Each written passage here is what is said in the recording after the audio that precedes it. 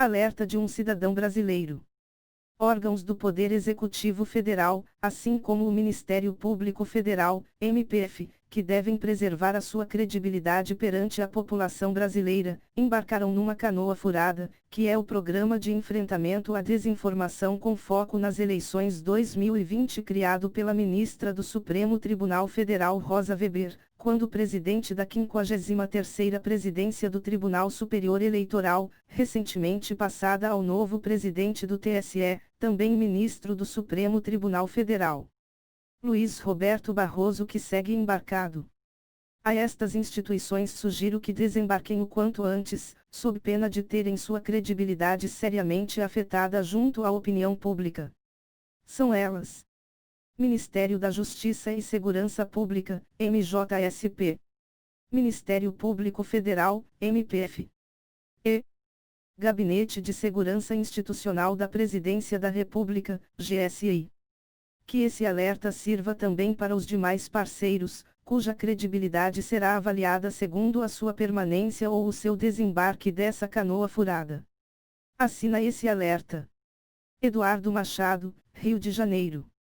Bom, e agora converso com Ana Cristina Rosa, assessora-chefe de comunicação do Tribunal Superior Eleitoral, sobre as ações do TSE para combater a desinformação. Então, Ana, para começar a nossa conversa, queria que você assistisse uma matéria feita pela nossa equipe.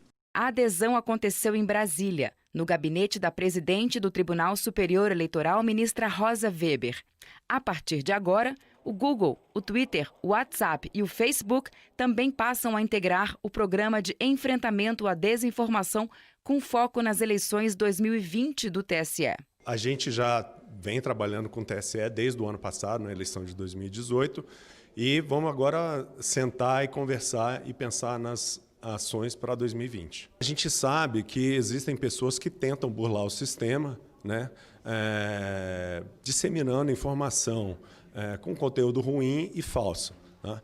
Junto com o TSE, o que a gente tem procurado fazer é dar relevância às informações oficiais sobre as eleições. Diante dessas novas adesões, a iniciativa passa a contar com 40 instituições parceiras no desenvolvimento e na execução de ações, todas voltadas à redução dos efeitos negativos que a desinformação pode causar à justiça eleitoral. A iniciativa, que busca por informações verdadeiras e com credibilidade, possui vários eixos temáticos.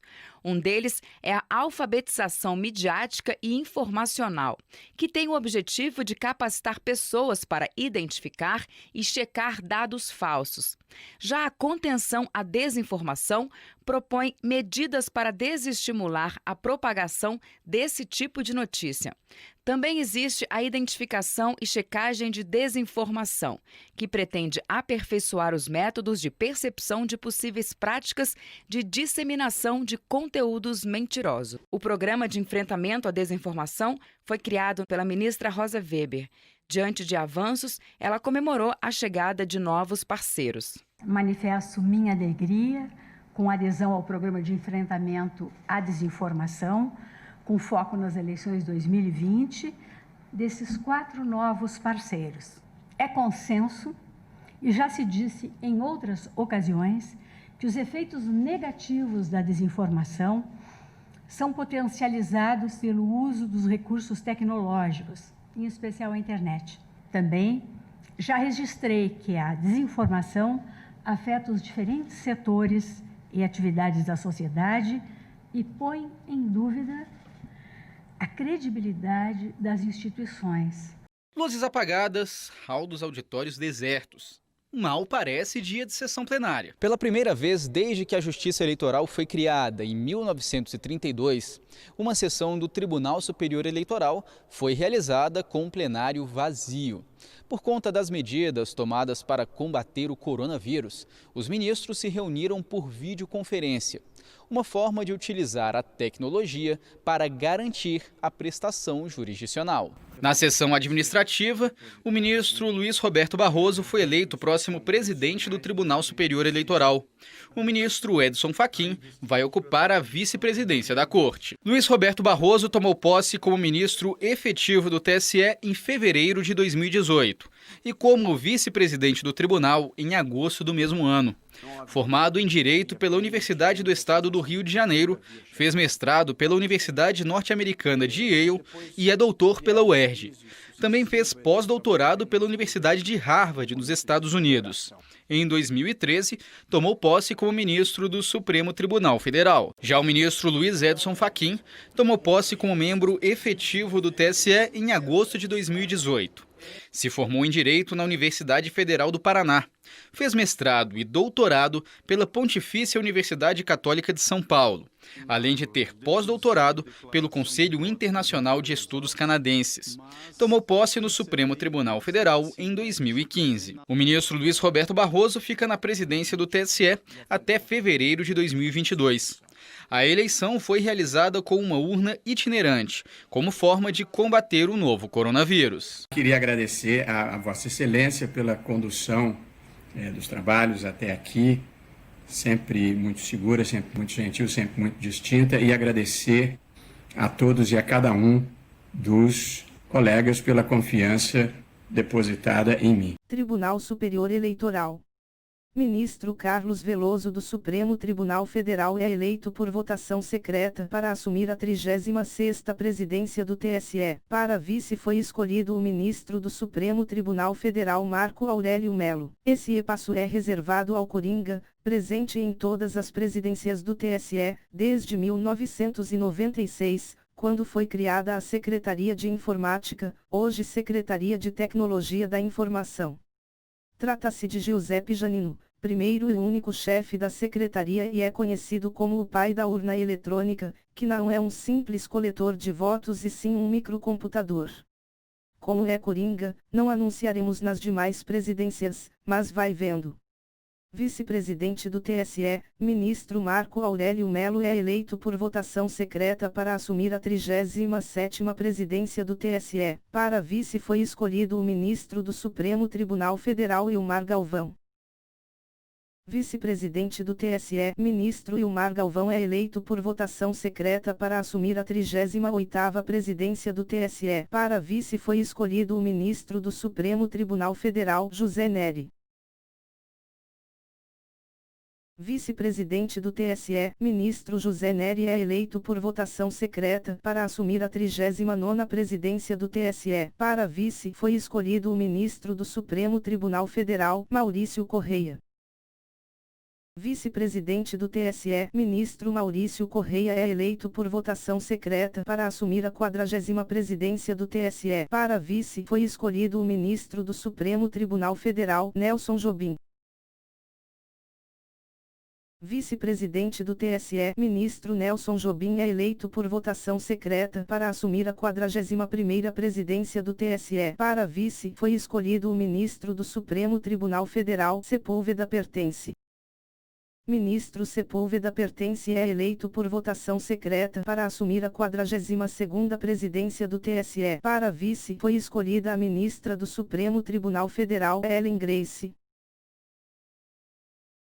Quebrando um pouco a rotina do votação secreta, sabe-se lá por que motivo, o ministro Carlos Veloso retorna ao TSE e assume a 43ª presidência. Para vice foi escolhido o ministro do Supremo Tribunal Federal, Gilmar Mendes. Vice-presidente do TSE, ministro Gilmar Mendes é eleito por votação secreta para assumir a 44ª presidência do TSE. Para vice, retornando ao TSE, foi escolhido o ministro do Supremo Tribunal Federal, Marco Aurélio Melo. Vice-presidente do TSE, ministro Marco Aurélio Melo é eleito por votação secreta para assumir a 45ª presidência do TSE. Para vice, foi escolhido o ministro do Supremo Tribunal Federal, Antônio César Peluso. Mais uma quebra da rotina da votação secreta quando chega o ministro do Supremo Tribunal Federal, Aires de Brito, para assumir a 46ª presidência do TSE. Para vice foi escolhido o ministro Joaquim Barbosa, que não cumpriu o mandato até o fim, sendo substituído pelo ministro do STF Ricardo Lewandowski, que assumiu a vice-presidência em 19 de novembro de 2009. Vice-presidente do TSE, ministro do Supremo Tribunal Federal Ricardo Lewandowski, que é eleito por votação secreta para assumir a 47ª presidência do TSE. Para vice foi escolhida a ministra do Supremo Tribunal Federal, Carmen Lúcia.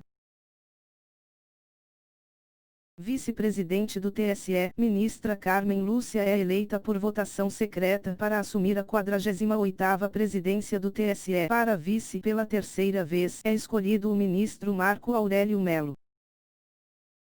Vice-presidente do TSE, ministro Marco Aurélio Mello, recordista de eleições por votação secreta dentro do tribunal, vence mais uma, dessa vez para a 49ª presidência do TSE.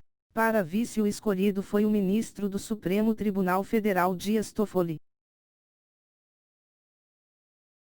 Vice-presidente do TSE, ministro Dias Toffoli é eleito por votação secreta para assumir a 50ª presidência do TSE. Para vice foi escolhido pela segunda vez o ministro do Supremo Tribunal Federal Gilmar Mendes. Vice-presidente do TSE, ministro Gilmar Mendes é eleito por votação secreta, para assumir a 51ª presidência do TSE. Para vice foi escolhido o ministro do Supremo Tribunal Federal Luiz Fux. O ministro do STF Luiz Fux é eleito por votação secreta para assumir a 52ª presidência do TSE. Para vice foi escolhida a ministra do STF Rosa Weber. Vice-presidente do TSE Rosa Weber é eleita por votação secreta para assumir a 53ª presidência do TSE. Para vice foi escolhido o ministro do Supremo Tribunal Federal Luiz Roberto Barroso. Vice-presidente do TSE Luiz Roberto Barroso, em meio à pandemia do coronavírus, é eleito por votação secreta em urna eletrônica itinerante para assumir a 54ª presidência do TSE. Para vice foi escolhido o ministro do Supremo Tribunal Federal Edson Fachin. Eu não sou vidente, mas tendo em vista que a urna eletrônica do TSE, como podemos ver, está viciada, tomei a liberdade de antecipar o resultado da eleição secreta que ocorrerá provavelmente na segunda quinzena de fevereiro de 2022, do vice-presidente Edson Fachin, para assumir a 55ª presidência do TSE, e se nada de mal acontecer até lá tomará posse no dia 28 de fevereiro de 2022. O vice provavelmente será o Alexandre de Moraes, pela excelente performance no ataque das fake news, nas casas dos blogueiros, youtubers, deputados de direita, humorista, etc., com a ajuda do Google, Twitter, WhatsApp, Facebook e mais 36 instituições parceiras do TSE no Programa de Enfrentamento à Desinformação. A conferir.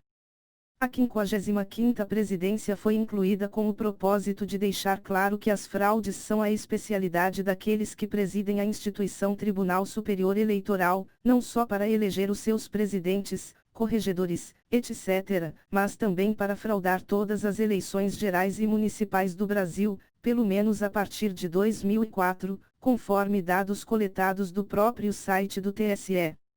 Como podemos observar, desde a formação da 36ª presidência do TSE, em 1996, temos como coringa em todas as presidências, o primeiro e único chefe da Secretaria de Tecnologia da Informação, que é, sem sombra de dúvida, o motor do mecanismo. João 8,32, e conhecereis a verdade, e a verdade vos libertará. Por Eduardo Machado, Rio de Janeiro. Confira abaixo a lista das instituições que já aderiram ao Programa de Enfrentamento à Desinformação com foco nas eleições 2020. 1. Associação Brasileira de Emissoras de Rádio e Televisão. 2. Associação Brasileira de Imprensa. 3. Associação Brasileira de Internet. 4. Associação Brasileira de Rádio e Televisão. 5. Associação Brasileira de Provedores de Internet e Telecomunicações. 6. Associação Nacional dos Jornais. 7. Agência aos Fatos. 8. Associação Acredito. 9. Associação Brasileira das Agências de Comunicação. 10. Associação Internet Lab de Pesquisa em Direito e Tecnologia. 11. Boatos.org. 12. Conselho Gestor da Internet. 13. Instituto Palavra Aberta. 14. Instituto Update. 15. Ministério da Justiça e Segurança Pública. 16. Ministério Público Federal. 17. Conselho Federal da Ordem dos Advogados do Brasil. 18. Partido Avante. 19. Partido Comunista do Brasil, PCdoB. 20. Partido Democracia Cristã, DC. 21. Partido Democratas, DEM. 22. Partido Renovador Trabalhista Brasileiro, PRTB. 23. Partido Solidariedade. 24. Partido Progressistas. 25. Partido Republicanos. 26. Partido Trabalhista Brasileiro, PTB. 27. Politize. 28. Saferne Brasil. 29. Sociedade Brasileira de Computação, SBC. 30. Secretaria Executiva do Comitê Nacional do Movimento de Combate à Corrupção Eleitoral. 31. Agência Lupa. 32. Partido Social Cristão, PSC. 33. Partido Podemos. 34. Partido Democrático Trabalhista, PDT. 35. Gabinete de Segurança Institucional da Presidência da República. 36. Instituto Não Aceito Corrupção. 37. Google. 38. Facebook. 39. Twitter. 40. WhatsApp. 41. Associação Nacional dos Editores de Revistas. 42. A Mais Tecnologia e Consultoria. 43. Tribunal de Contas da União, TCU. 44. Academia Brasileira de Direito Eleitoral e Político, ABRADEP. 45. Instituto de Liberdade Digital. 46. Freitas e Bittencourt Sociedade de Advogados. 47. Conselho Nacional de Procuradores-Gerais do Ministério Público dos Estados e da União, CNPG, Grupo Nacional de Coordenadores Eleitorais, GNACE. 48. Instituto Nacional de Ciência e Tecnologia em Democracia Digital, INCTDD. 49. Redes Cordiais.